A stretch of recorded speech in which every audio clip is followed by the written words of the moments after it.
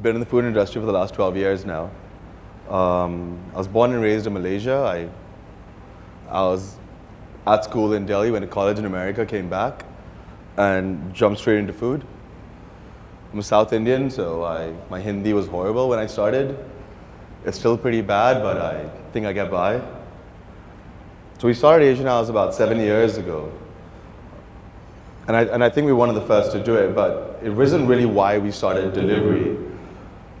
As a group, I got a bunch of friends together. I said, guys, listen, catering is a great business. Let's get into catering. Let's grow that. And they're like, guys, listen, no one knows who you are. You don't even know your food. So as a group, we decided, let's just launch like 1 or 2 delivery brands, see how that goes, gave them projections for losses, and we started. And before we knew it, we were kicking off. And Asian House is doing really well. And that was never our intention. And we used friends and family to launch the brand. And I think back then, I think 7 years ago, BBM was the thing. Everybody had BBM Messenger. And that's really how we launched. And that's when WhatsApp. We did about a month of food trials, and we gave free food for 1 month to all our friends and family. And that's how we started. That's when I met Alok from Possist. And he's like, sir, we've got the POS for you. We've got the oh, by the way, every time I mention Possist, I get paid. Just kidding, no, just kidding. Just kidding. Scheme only open for Kula. Sorry. Now, delivery kitchens are really different from your traditional restaurant, right? Because you get to see the space, you get to walk in, you get to sit on the table, you get to speak to someone, you get to see a menu. The whole experience, the whole ambience is there. When you're at delivery, it's extremely different. You don't have any of that. They don't see you. They don't come witness anything that you do. So as a group, we decided to create this whole strategy format and how we're going to differentiate ourselves from restaurants and see how we could succeed as a delivery brand. So our first step was planning and concept, right? So we knew that we wanted to do Asian food because that wasn't done well. I mean, I was born and raised in Malaysia, and I didn't get the kind of food that I wanted to. I mean, I love chili chicken, and I'm sure all of you love chili chicken or chili paneer, but I wasn't getting the rest of it. So menu is really important. Plan your financials well. Get in the right partnership. Pick the right kind of people. A lot of the times, partnerships do break your business, and it does get really hard. We knew we needed a call center. By that time, guys, we had no Zomato. I mean, we had Foodie Bay, right? And then it became Zomato. So we had no leverage outside. So we knew that a majority of our business was going to be through calls. So we knew that we had to escalate that. We had to make sure that our guys were really good at talking to customers and giving you the right feedback and being able to explain dishes to you and immediately give you that feeling that, wow, my food's going to be good because they spoke so well and they recommended so well. I think the third one is packaging. I think that's something that we hope we nailed. Because when it comes down to food, guys, you eat with your eyes first, right? As soon as you see it, it looks great, and in your mind, you know it's going to taste so much better. I think we focus on online presence.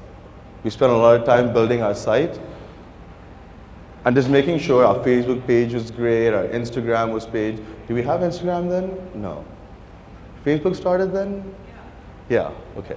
So we had a Facebook page. And then food consistency was really tough. We hired local chefs, we had a lot of dishes from everywhere else, and it was about teaching them to get the food right. And it's just consistently working with your kitchen day in, day out to get that food consistent. And you do a lot of this through, I don't know, staff meetings and motivating them and surround yourself with the best talent. I think try to get good chefs, good managers, people behind you, and if you don't like them, change guys. There's no choice around it. The better they are, the less headache you're going to have. We focused on customer service, right? Your famous line, customer's always right.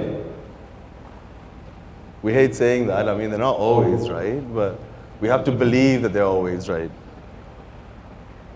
I mean, food is an experience. It's all word of mouth. That's the only way that we knew that we were going to grow. So as long as one person was happier, we'd be okay. And we had to negate and mitigate all those negative reviews. And we acted on those. And I think that was one of our success points.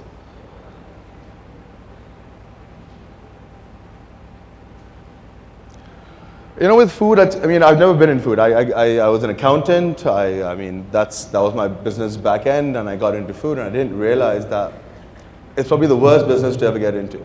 You don't get holidays. There is no Christmas for you because that's a great business day. There's no Diwali for you because that's a great business day. So I think it was just really hard to continually motivate yourself. It gets monotonous. It gets really boring. So find ways to change that. You have to be there every day to make sure that it's a success. And if you're not there, I mean, no one's going to treat your business the way that you treat your business. So we learned that. I mean, everyone says put in good systems and that's the best way for your business, but really put in good systems. I mean, have that check and balance. And lastly, guys, enjoy the journey. I mean, there are a lot of times that we had really funny instances. We set up the brand. I mean, a lot of weird calls, a lot of weird people. My partners and I would sit back on a Saturday night, and we knew half the callers calling us at 11 o'clock were all drunk. So we'd make bets with ourselves, and we'd be like, guys, can we get this guy to 4,000 rupees? Can we get that guy to 5,000 rupees? And it was fun. I mean, we had a good time doing it, and I think that was fun.